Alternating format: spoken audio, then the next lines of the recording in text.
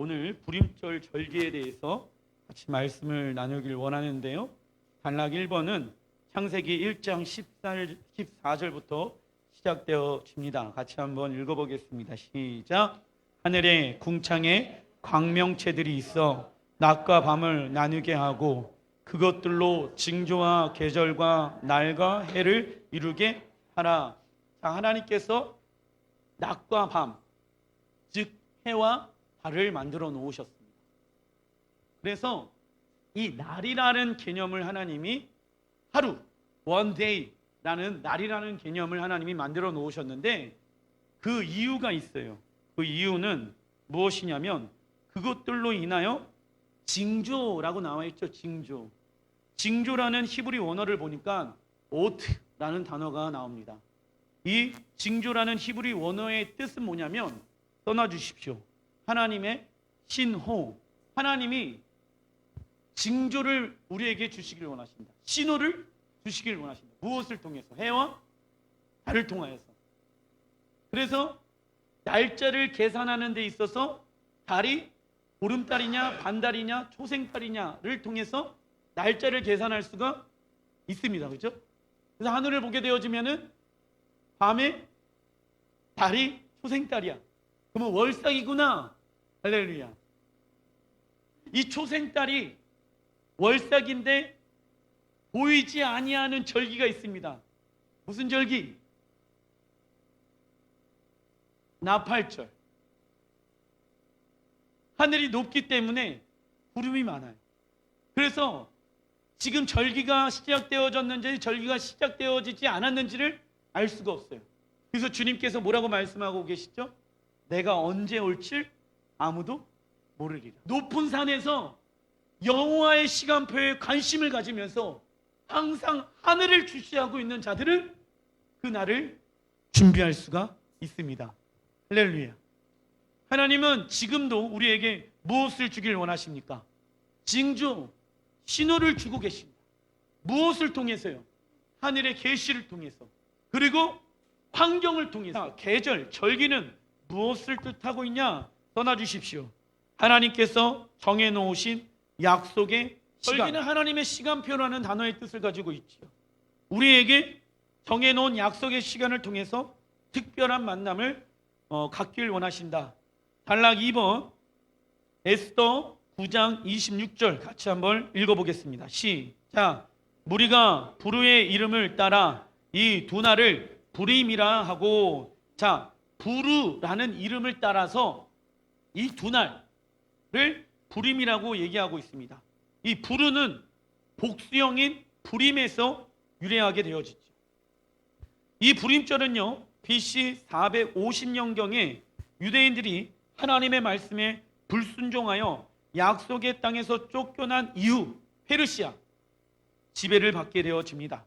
그때 유대인들에게 일어났던 일을 배경하고 있는 게 에스더의 말씀인데 에스더 3장 2절 같이 한번 읽어보겠습니다. 시작. 대궐 문에 있는 왕의 모든 신하들이 다 왕의 명령대로 하만에게 꿇어 절하되 모르드게는 꿇지도 아니하고 절하지도 아니하니. 자, 고대 페르시아는 지금의 어디를 의미할까요? 이란을 의미합니다. 자, 이란의 비전은 뭡니까? 이스라엘을 이 땅에서 없애버리는 것이, 근데 BC 450년 경에도 그랬다라는 거예요. 근데 언제도 그럴까요? 마지막 때에 유대인들을 죽이려고 적그리스도인들은 유대인들을 공격하게 되어질 것입니다. 왜요? 왜 유대인들을 적그리스도는 공격할까요? 유대인이 있어야지 하나님의 나라가 완성되어질 수 있어요. 유대인이 열방 가운데 구원받게 되어지는 마지막 민족이에요. 성경에 기록되어져 있죠. 내가 마지막 날에 그들을 구원하리라. 로마서 9장 10장 11절. 사단은 그것을 알고 있기 때문에 유대인들을 향해서 계속 죽이려고, 없애버리려고 계획을 펼치고 있다라는 것입니다. 자, 우리가 지금 알아야 될 것들 중에 하나는 무엇이냐면 자, 여러분들 기존에 에스더 강해에 대해서 들어보신 분들도 계실 것입니다. 근데 기존의 에스더 강해는요, 그냥 어떠한 이방 나라의 왕 중에 유대인 왕후가 있는데 그 왕후가 죽으면 죽으리라 하고 유대인들을 지켰더라라는 메시지로 끝나버립니다. 그러나 1948년 이후부터는 그 해석들이 바뀌어야 하는 것이죠. 왜냐하면 적그리스도의 계획을 이 에스더를 통해서 알 수가 있는 거예요. 누구의 계획을 알 수 있다? 적그리스도의 계획을 알 수가 있게 되어집니다.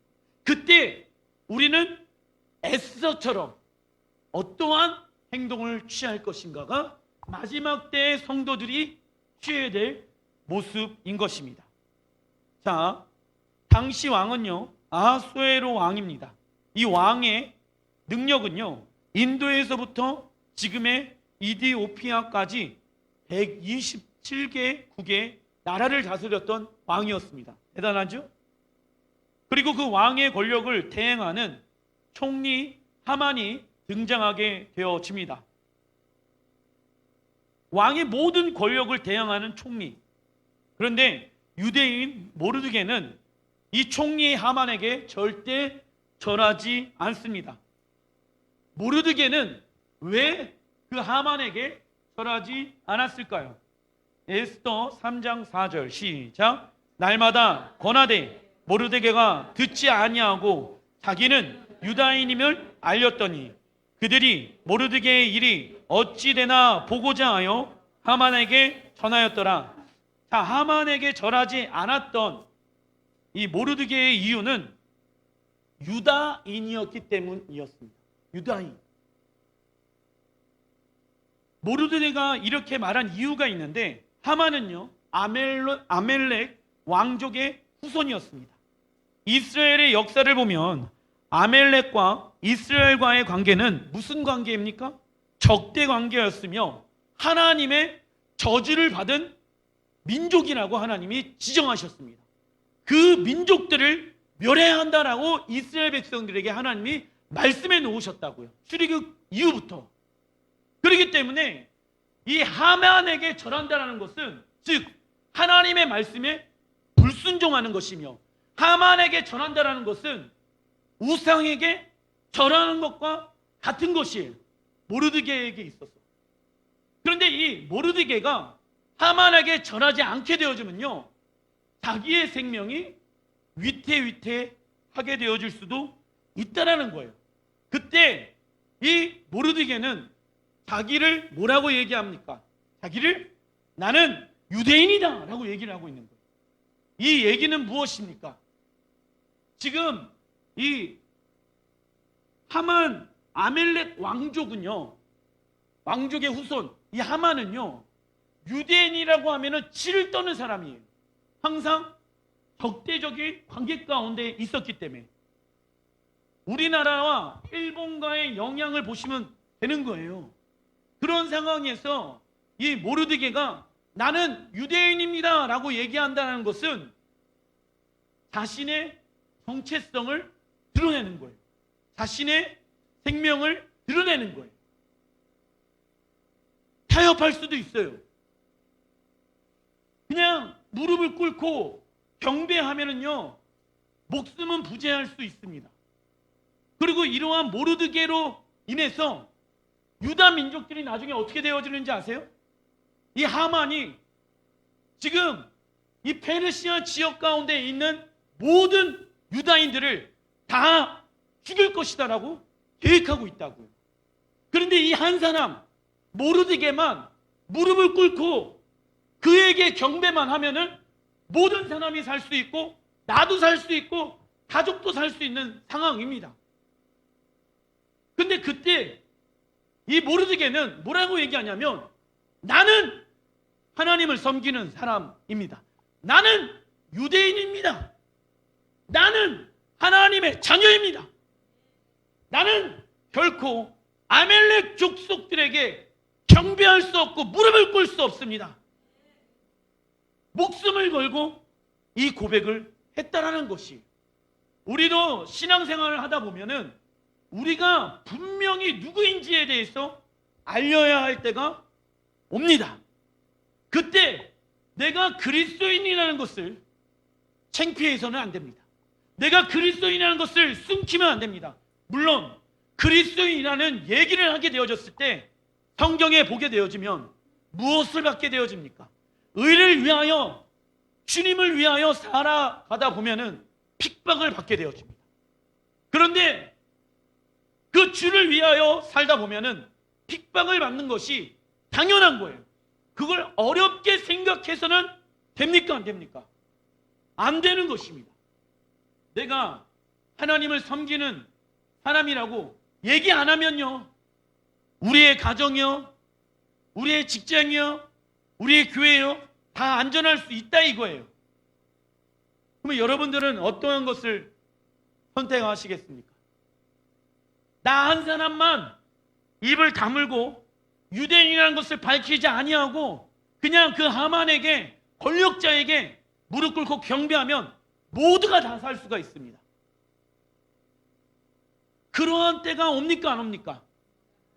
마지막 때 적그리스도가 하나님의 사람들에게 경배를 받길 원하기 때문에 이 땅에 거짓 메시아로 오는 건 아니겠습니까? 제가 마지막 때의 전쟁은 무슨 싸움이다? 경배의 싸움이다. 또 무슨 싸움이다? 순종의 싸움이다 라고 제가 말씀드렸습니다. 그때 우리 그리스도인들에게 있어야 될 정체성은, 나는 하나님의 보배롭고 존귀한 자녀입니다. 하나님이 나를 지켜주십니다. 하나님은 우리의 가정을 지켜주십니다. 내 생명을 지켜주십니다. 나는 무릎 꿇지 않습니다. 하나님은 나를 사랑하십니다. 나는 하나님 사랑합니다. 그러므로 나는 성공한 자입니다. 사람들이 봤었을 때는 미련한 사람이라고 얘기할 수 있겠죠. 사람들이 봤었을 때는 손가락질을 당할 수도 있겠지요. 여러분들 보세요. 우리 시온이가 만마를 먹고 있어요. 그런데 마지막 때가 되어지면 그 적그리스도에게 경배하지 아니하면 아무것도 살 수 없는 상황이 벌어진다고요. 매매를 할 수가 없어. 666의 표를 받지 아니하면은 아무것도 살 수가 없어. 엄마의 신앙 때문에 아이가 죽을 수도 있다고. 그때를 위해 우리는 준비해야 합니다. 자녀들에게 얘기해 놔야죠. 엄마는 타협 안 할 거다. 아빠는 타협 안 할 거다. 근데 애를 살리려고 타협하면 됩니까? 사는 게 사는 것 같으세요? 아닙니다. 죽음이 없이는 무엇이 없습니까? 부활이 없는 거예요. 우리는 부활의 신앙을 믿기 때문에 그 죽음의 날이 우리의 삶 가운데 오더라도 좀 이따 보자. 사랑하는 내 자녀여, 내 가족들이여, 좀 이따 봅시다. 그날이 곧 있으면 옵니다. 우리 왕 예수님께서 이 땅 가운데 모든 적그리스도를 폐하시고 모든 악한 영들을 물리치시고 승리하는 그날이 올지라 믿습니다. 사랑하는 나의 자녀들이여, 그날에 함께 주님과 함께 승리의 깃발을 높이 들고 섭시다 라고 얘기를 할 줄 알아야 된다고요. 그 연습을 그때 하는 게 아니라 지금부터 하는 거예요. 지금부터. 사단은요, 우리에게 큰 어떠한 미혹의 영을 가지고 움직이는 영이 아닙니다. 작은 타협이에요. 작은 타협. 인간적 입장으로 보게 되어졌을 때 인간이 중심되는 생각 뭡니까? 헬라의 생각으로 봤었을 때는 교회 나오지 말아야 되고 모이는 거 폐해야 되고 하는 게 나이스한 것처럼 보여요. 그렇죠?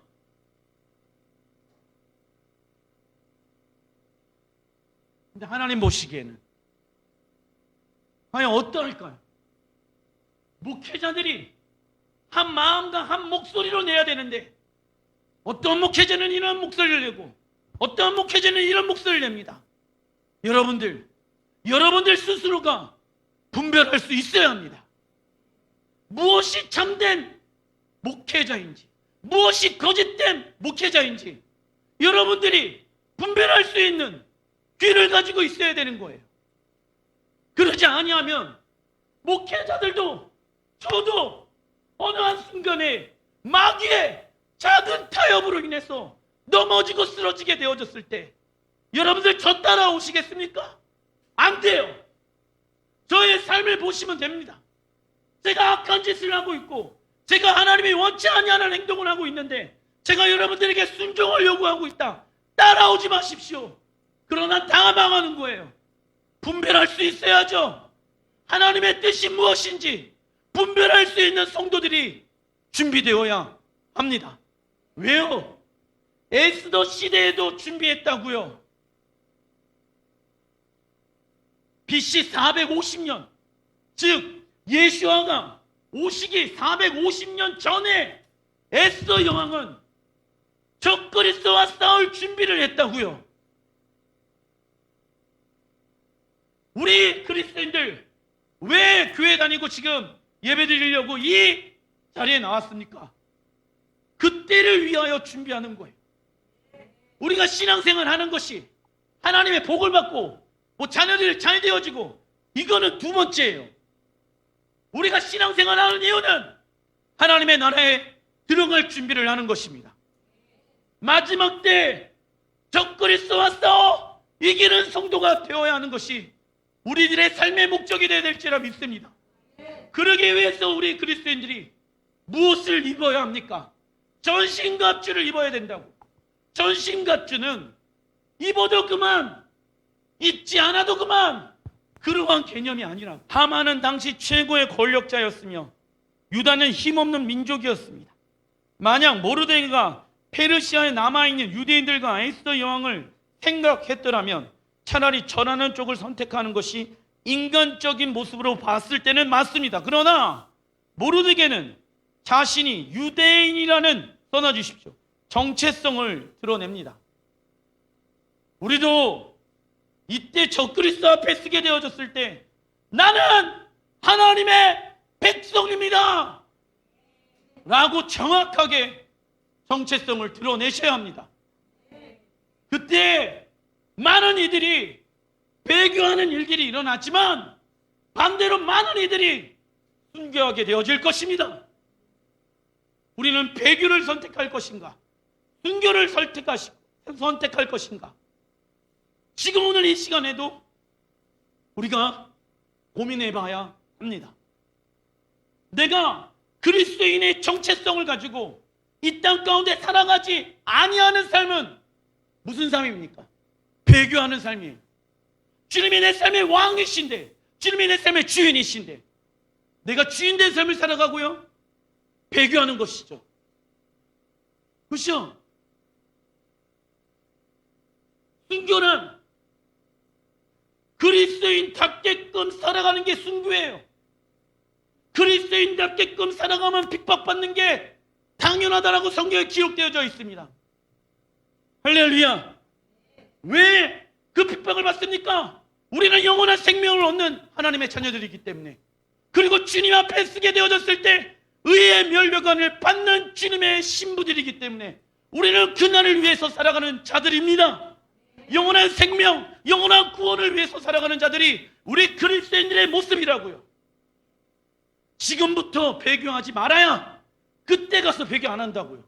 지금부터 내 삶의 모든 영역에 있어서 차를 운전할 때든 돈을 쓸 때든 식사를 할 때든 사람들과 만날 때든 예수가 우리의 왕이십니다. 주인이십니다.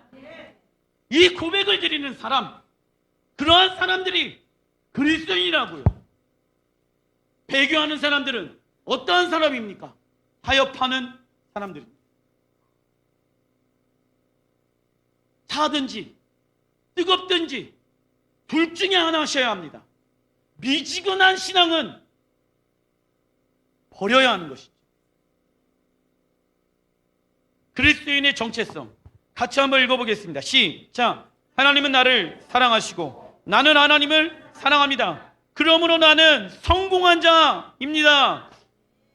세상 사람들이 봤었을 때, 야, 무릎 꿇고 하만에게 빌붙어서 사랑하는 게 성공한 거지. No! 우리는 그러한 성공을 원치 아니합니다. 세상 사람들이 나를 봤었을 때 실패한 자라고 여겨도 하나님이 나를 성공한 자로 여겨주면 그게 진짜 성공입니다. 하만은 모르드게에게 신적 경배 행위를 요구하였습니다. 무릎을 꿇는다는 것은 그런 의미가 있지요. 그러나 하나님은 다른 신에게 전하지 말라고 말씀합니다. 무릎을 꿇는 것은 히브리 원어로 샤카, 그 뜻은 경배입니다.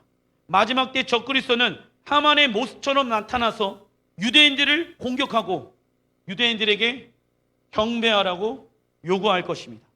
그러나 12장 배우셨죠? 이때 우리는 하나님을 경배할 것인가 아니면 적그리스도를 경배할 것인가에 선택을 해야 합니다.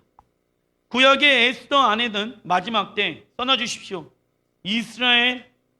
이스라엘을 향한 구원의 모습, 이스라엘을 향한 구원의 모습, 유대인의 구원의 모습을 의미하고 이스라엘을 향한 구원의 모습, 그리고 적그리스도의 모습이 담겨져 있습니다.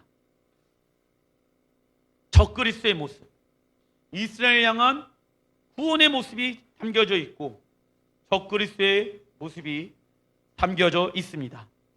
하나님을 경배하기로 결정한 모르드게의 결과입니다. 에스더 3장 5절 시작. 하만이 모르드게가 무릎을 꿇지도 아니하고 절하지도 아니함을 보고 매우 노하더니 그들이 모르드게의 민족을 하만에게 알림으로 하만이 모르드게만 죽이는 것이 부족하다고 생각하고 아수에로의 온 나라에 있는 유다인 곧 모르드게의 민족을 다 멸하고자 하더라. 우선 여기까지. 나만 무릎 꿇으면 다 살 수 있지요. 여러분들 어떤 걸 선택하시겠습니까?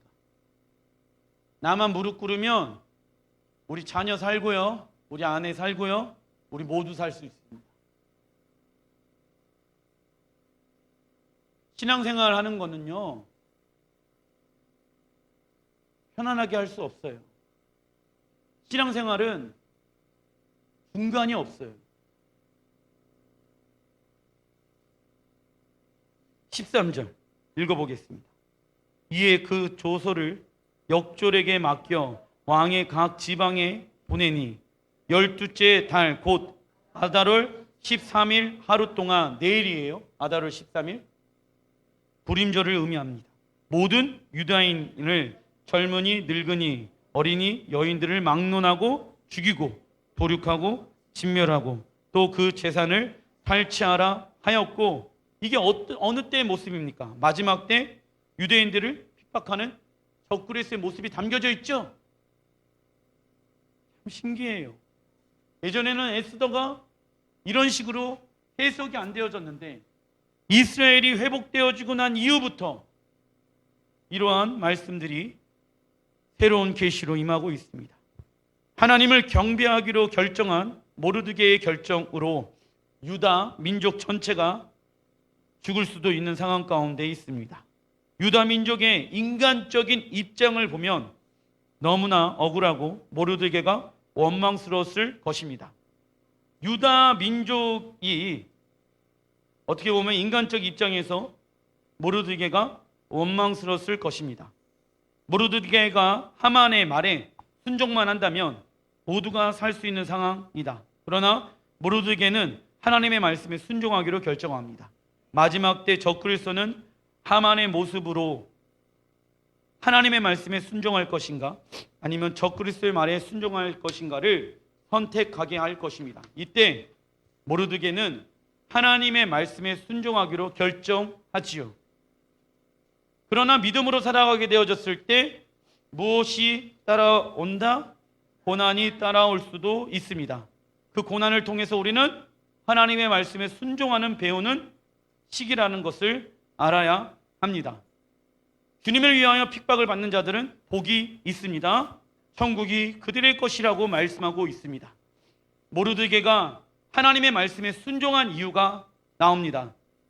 에스더 3장 8절 시작. 하만이 아하수에로 왕에게 아뢰되 한 민족 유다 왕의 나라 각 지방 백성 중에 흩어져 거하는데 그 율법이 만민의 것과 달라서 왕의 법률을 지키지 아니하오니 용납하는 것이 왕에게 무익하니이다. 나와 있죠. 한 민족, 이 유다가 왕의 나라에 흩어져서 살고 가는데 그들이 그 당시 최고의 권력을 가지고 있는 그 왕에게 왕의 법률을 따라 살지 아니하고 그들만의 법률을 따라 살아가고 있습니다. 여기 나와 있죠.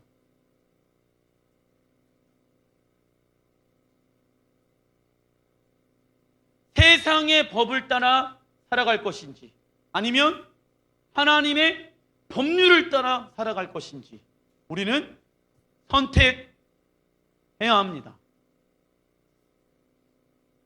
세상을 따라가게 되어지면 좋은 것이 올 수는 있겠죠. 하지만 영원한 생명은 없습니다. 하나님의 말씀을 따라 행하게 되어졌을 때 핍박은 올 수 있겠지만 우리에게 영광의 면류관이 기다릴 줄 믿습니다. 하나님께서 하나님의 사람들에게 토라를 주신 목적은 무엇입니까? 같이 한번 읽어보겠습니다. 첫째, 시작. 죄인의 삶이 아닌 거룩한 삶을 위해서입니다. 둘째, 시작. 하나님 나라의 백성이기에 하나님 나라의 법을 지키고 행하기 위해서입니다. 셋째, 시작. 하나님의 말씀이 메시아에게로 인도해 주기 때문입니다. 아멘. 즉 사람은 하나님의 말씀으로 만들어졌고 하나님의 말씀으로 살아갈 수밖에 없는 존재입니다. 신보인 그리스도인들은 오직 세상의 법률로 살아가는 것이 아니라 하나님의 말씀으로 단장해야 합니다. 왜냐? 신랑이신 예수아를 맞이할 신부이기 때문입니다. 여러분들은 무엇으로 단장하고 있습니까? 어떤 모습으로 단장하고 계십니까? 신부는 하나님의 말씀으로 단장해야 합니다. 그 이후 천년왕국에서 떠나주십시오. 하나님 나라의 법을 가지고 하나님 나라의 법을 가지고 온 열방과 온 땅을 다스리게 되어질 것입니다. 우리는 그날이 올 거라는 것을 믿기 때문에 하나님의 법률을 따라 살아가는 거예요. 세상의 모든 법률들은 다 폐하게 되어질 것입니다. 할렐루야! 천년왕국이 이 땅 가운데 올지나 믿습니다.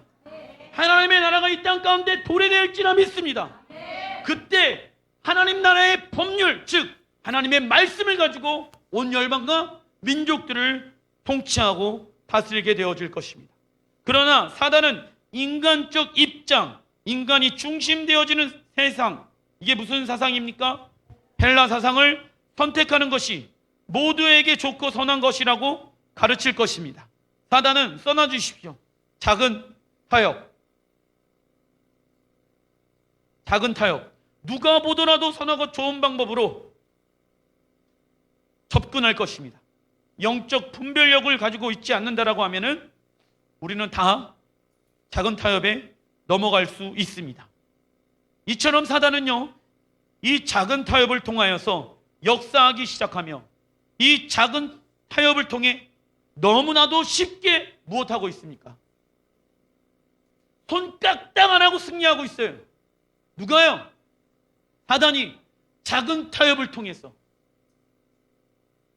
어떤 큰 장애물을 만들어 놓는 것이 아니라 사단은요, 굉장히 인간적인 입장으로 봤을 때 합리적이고 선하고 좋은 모습으로, 근데 그것이 무엇이랑 부딪힙니까? 하나님의 말씀이랑 부딪힌다고.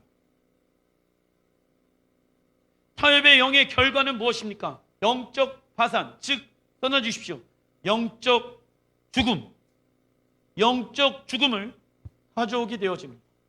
하나님의 말씀에 불순종하게 되어지면 하나님과 대적의 관계가 되어지고 적대의 관계가 되어지고 우리의 영은 죽게 되어집니다. 왜요? 우리는 하나님의 말씀으로 만들어진 하나님의 사람들이기 때문에. 그러나 하나님의 말씀이 하나님의 사람들에게 없다라고 하면은 영적으로 죽어버리게 되어지는 것이죠. 에스더 4장 1절 시작. 모르드게가 이 모든 일을 알고 자기의 옷을 찢고 굵은 배 옷을 입고 죄를 뒤집어 쓰고 성중에 나가서 대성통곡하며 왕의 명령과 조서가 각 지방에 이름에 유다인이 크게 애통하여 금식하며 울며 부르짖고 굵은 베옷을 입고 죄에 누운 자가 무수하더라. 아멘. 이때 우리는 금식하는 거예요. 이 금식은 무엇을 의미합니까? 써놔주십시오. 모르드게가 금식을 통하여 자발적 연약함 가운데 들어갑니다. 하나님의 법을 선택할 것인가? 세상의 권력을 선택할 것인가? 우리는 결정해야 합니다. 하만은 반대로 자신의 모든 힘을 동원해서 유다인들을 멸할 거라고 이야기합니다. 하다는요, 모든 세상의 권력을 동원해서 우리를 죽이려고 계획할 것입니다. 그때 우리는요, 모든 세상의 힘을 내려놓고 사단과 싸워야 합니다.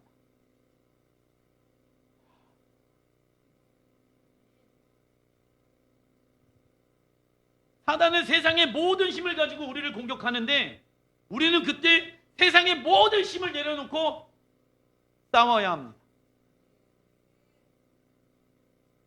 인간적 입장으로 보게 되어지면, 헬라의 입장으로 보면은 계란으로 바위치기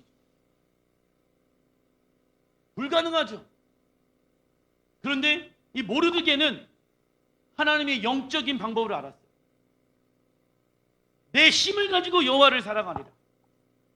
지금 내가 가지고 있는 이 힘, 여호와를 사랑하는데 금식하는데 쓰는 거예요. 어떤 사람은 또 이렇게 합니다. 목사님, 금식하면 힘이 없는데 어떻게 힘을 다해 여호와를 사랑합니까? 그게 금식의 역설이에요. 자발적 연약함으로 들어가서 내 힘 빼고 내 힘을 여호와를 사랑하는 데 사용하는 거라고요. 그게 뭐다? 금식이라고요. 내가 가지고 있는 힘, 에너지 이런 걸 가지고 여호와를 사랑하는 데 쓰는 거예요. 그러나 우리는 자발적 연약함을 통하여 하나님의 능력으로 가는 길을 경험하게 되어질 것입니다.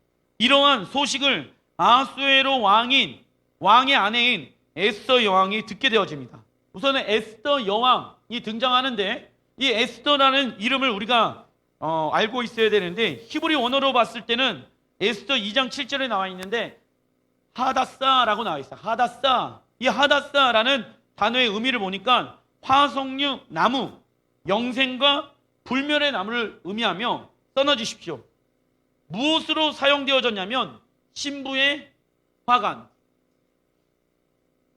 신부의 화관, 결혼할 때 신부들이 쓰는 화관 있죠? 그것으로 만들어진 것이 이 화석류 나무예요. 결혼할 때 뭐가 있어야 됩니까? 화관이 있어야 되겠죠?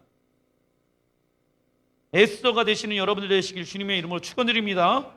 이 에스더에 페르시아의 어가 있어요. 또 보니까 에스테르, 이 단어의 뜻은요, 써놔주십시오. 감추다, 숨기다. 감추다, 숨기다. 새벽별 써놔주십시오. 새벽별. 별이 가장 빛날 때가 언제인지 아십니까? 가장 어두울 때. 가장 어두울 때. 새벽 3시, 4시. 그때 별은요, 빛나기 시작합니다. 그 전에는요, 별이 감추어지고 숨겨진 것처럼 느껴질 수도 있어요. 마치 하나님이 살아계시지 않는 것처럼 암흑의 시간대에는요, 그 하나님의 능력이 나타나지 않을 수도 있다 없다.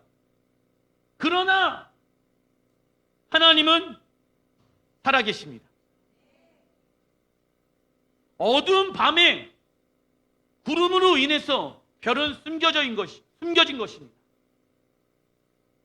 그러나 그 별은 있는 겁니까? 없는 겁니까? 달에 안 보여요. 구름으로 인해서. 그 구름 뒤에 달이 있습니까? 없습니까? 있다라는 거예요. 에스더는 알았어요. 지금 감추어져 있구나. 그러나 하나님의 때에 하나님은 나타나신다. 하나님은 어떤 하나님? 역전하시는 하나님. 지금 죽을 것 같은 이 상황에서 하나님을 느낄 수도 없고 하나님을 볼 수도 없는 이런 상황 안에서 하나님은 무엇하고 계십니까? 일하시고 계십니다. 역사하고 계십니다. 할렐루야. 내가 느끼지 못할 뿐이에요. 내가 보지 못할 뿐이에요. 그러나 하나님은 무엇하고 계신다? 역사하고 계시고 일하시고 계십니다. 누구를 위하여? 나를 위하여. 그러면 우리가 해야 될 것은 하나님 살아계십니다. 이 고백을 외쳐야 될지나 믿습니다. 에스더 4장 16절 시작. 유다인을 다 모으고 나를 위하여 금식하되 밤낮 3일을 먹지도 말고 마시지도 마소서. 에스더는 자신의 하나님의 말씀에 순종할 수 있도록 금식 기도를 요청합니다. 그 이유는 왕후라도 왕의 부름이 없이 함부로 왕 앞에 나가게 되어지면 죽을 수 있기 때문입니다. 에스더의 마음 가운데 어떤 마음이 있었을까요? 두려운 마음이 있었습니다. 사단은 하나님의 언약대로 살아가게 되어졌을 때 현재와 미래에 대한 무엇을 준다? 두려움을 주기 시작한다. 그래서 움직이지도 못하게 만들어버리는 거예요. 이해되세요? 두려움 때문에. 제가 말씀드리죠.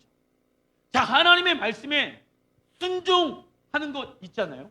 처음부터 쉬운 사람이 어디 있겠습니까? 모든 이들이 보이지 아니하는 하나님의 말씀에 그냥 순종하여서 주님이 원하시는 길로 가게 되어졌을 때 모든 사람들이 느끼는 감정이 두려움이라는 거예요. 두려움을 갖는 것은 연약한 인간의 모습인 것이에요. 그러나 그때 그 두려움을 이겨낼 수 있는 방법은 무엇입니까? 하나님의 사랑이 두려움을 내어 쫓느니라. 할렐루야. 하나님의 사랑 안으로 들어가는 거예요. 그러면 두려움은 사라지기 시작합니다. 하나님 살아계십니다. 외치면요, 내 안에 두려움은 사라지기 시작한다라는 거예요. 로마서 8장 15절 시작. 너희는 다시 무서워하는 종의 영, 두려움의 영을 받지 아니하고 양자의 영을 받았으므로 우리가 아빠, 아버지라고 부르짖느니라. 나와 있죠.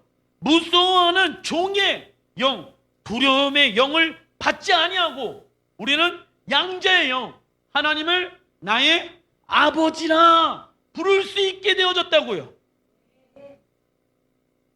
두려움이라는 감정은요, 떠나주십시오. 자기를 의지할 때 생기는 감정. 두려움이라는 감정은 언제 일어나게 되어집니까?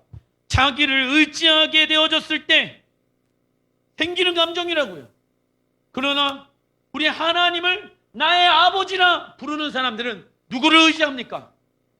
하나님 아버지! 우리는 하나님을 아버지라 부를 수 있는 양자의 영을 받았습니다. 시편 56편 4절 시작. 나는 하나님의 말씀만 찬양합니다. 내가 하나님만 의지하니 나에게는 두려움이 없습니다. 육체를 가진 사람이 나에게 감히 어찌하겠습니까?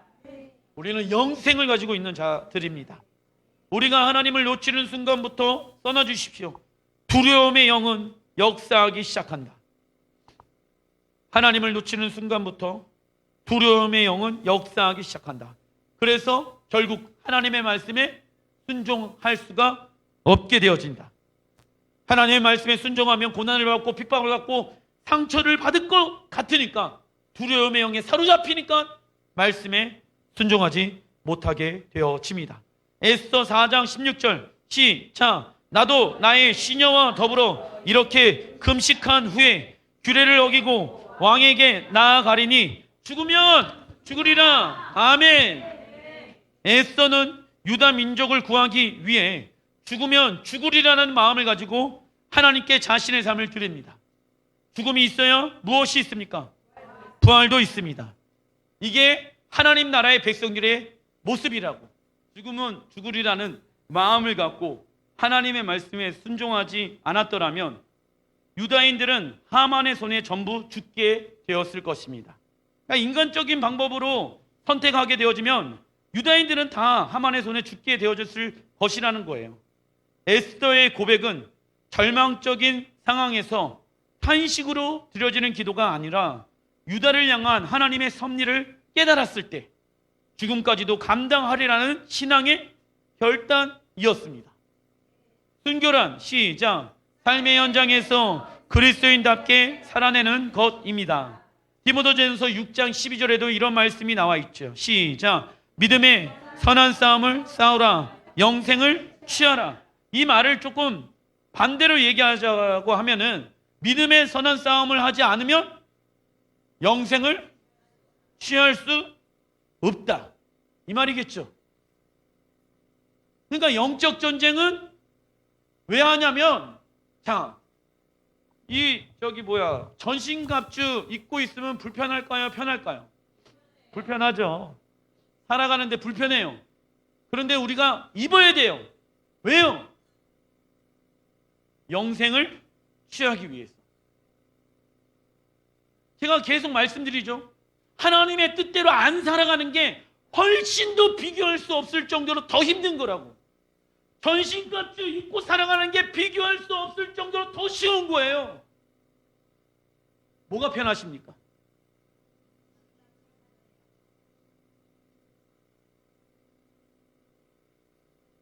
내 육이 원하는 대로 살아가는 게 훨씬 더 불편한 거라고. 전신갑주를 입으면서 살아가는 게 비교할 수 없을 정도로 우리에게 더 좋은 거라고요. 그 전신갑주를 입는 여러분들 되시길 주님의 이름으로 축원드립니다. 언제까지 이런 삶을 살아가냐? 디모데후서 4장 7절 시작 나는 선한 싸움을 싸우고 나의 달려갈 길을 마치고 믿음을 지켰으니 여기 나와 있죠. 이렇게 싸우는 이유는 무엇을 지킨대요? 믿음을 지켜. 그러려면 싸워야 된다고요. 영적 전쟁이 능한 자가 되어야 된다고요. 8절 시작 이제 후로는 나를 위하여 의의 면류관이 예비되었으므로 주 곧 의로우신 재판장이 그날에 내게 주실 것이며 내게만 아니라 주의 나타나심을 사모하는 모든 자에게도 이니라. 아멘. 부와 명예, 욕심 이런 세상의 것들을 내려놓을 수도 있습니다. 그러나 걱정하지 마십시오. 나를 드리는 순간부터 하나님은 강하신 손으로 우리를 이끌어 주십니다. 바울은 예수야를 통해서 구원을 얻었다라고 안심하지 말라고 가르치고 있습니다. 믿음을 끝까지 지켰을 때 그것을 믿음이라고 말하고 있다. 그래서 선한 싸움을 하기 위해서는 그리스도인들은 떠나주십시오. 전신갑주를 입어야 합니다. 그리스도인들에게 전신갑주는 입어도 그만, 입지 않아도 그만의 개념이 아니다. 자, 에스더 9장 1절 시작 유다인이 도리어 자기들을 미워하는 자들을 제거하게 된 그날에 모든 민족이 유다인을 두려워하여 능히 막을 자가 없고 할렐루야. 자, 원래 내일이 아달월 13일이 누굽니까? 하만이 유대인들을 죽이기로 결정한 날이거든. 근데 그날에 누가 죽어요? 하만이 죽게 되어져. 역전의 하나님. 마지막 때 반유대 국가주의와 유대 이스라엘 민족과 싸우게 되어지는 날이 올 것입니다. 그때 유대인들을 미워하는 자들은 어떻게 되어집니까? 제거하게 된 그날. 이게 마지막 때는 연결되어져 있다고. 그리고 2절에 모든 민족이 유다인들을 두려워하며 능히 막을 자가 없대. 그날에 수억의 군대들이 모여요. 어디에? 이스라엘 북부 지역. 무기또. 이스라엘 군대는 지금 숫자만 봤을 때는 700만 밖에 되어지지 않아. 수십억의 군대와 700만 명의 군대. 누가 보더라도 수십억의 군대가 이기는 게 당연하겠죠. 근데 그 날에 누가 오십니까? 예수야가 오십니다. 그리고 수십억의 군대들을 다 멸하시고 모든 왕들을 한자리에서 심판하시고, 왜요? 하루 만에 하나님의 나라를 이루기 위함입니다. 그 날이 언제일까요? 대속죄. 그렇게 했죠. 마지막 때 이스라엘의 구원을 위해 하나님이 에스더 여왕의 모습을 통해서 감추어 놓으십니다. 에스더는 감추어지다 라는 뜻이 있다라고 말씀드렸죠. 근데 이스라엘이 회복되어지기 이전의 해석은 그냥 유다 민족을 구하기 위해서 죽으면 죽으리라, 이렇게만 해석했다 이거. 맞아요. 동일하게 이 나라를 구원케 할 수 있는 사람은 지금 이 시대 가운데 누구인지 아십니까? 에스더 여왕처럼 죽으면 죽으리라 금식하고 기도하는 자들이 이 민족을 구원케 할 수 있습니다. 하만이 유대인들을 죽이려 했던 날에 오히려 유다인들에게 하만이 죽게 되어집니다. 유다인들은 역전의 하나님을 경험하며 초상집 같은 분위기가 잔치집으로 바뀌게 되어집니다. 무슨 날? 혼인잔치. 이처럼 아마겟돈 전쟁에 적그리스도는 하만처럼 유대인을 죽이려고 이스라엘을 공격한다. 그러나 그때 유대인들은 예수야를 믿게 되어질 것이고, 언제요? 대속죄일 적그리스도는 하만처럼 심판을 받게 되어집니다. 이때 교회는 죽으면 죽으리라는 마음을 가지고 예수야와 유대인 이스라엘의 편에 설 것인지 아니면 적그리스도의 편에 설 것인지 결정해야 합니다. 중립은 있다 없다? 없다. 그러나 교회가 유대인을 외면한다면, 교회는 반유대주의에 서게 되어지면 이는 적그리스도와 뜻을 함께하는 것이 되어집니다. 아시겠죠? 그래서 마지막 때는 설 것인지 결정해야 합니다. 중립은 있다 없다? 없다. 그러나 교회가 유대인을 외면한다면, 교회는 반유대주의에 서게 되어지면 이는 적그리스도와 뜻을 함께하는 것이 되어집니다. 아시겠죠? 그래서 마지막 때는 설 것인지 결정해야 합니다. 중립은 있다 없다? 없다. 교회가 유대인을 외면하면 반유대주의에 서게 되어지면 이는 적그리스도와 뜻을 함께하는 것이 되어집니다. 아시겠죠? 그래서 마지막 때는 설 것인지 결정, 이런 하나님의 놀라운 기적들이 일어나게 되어질 것입니다. 기도하겠습니다.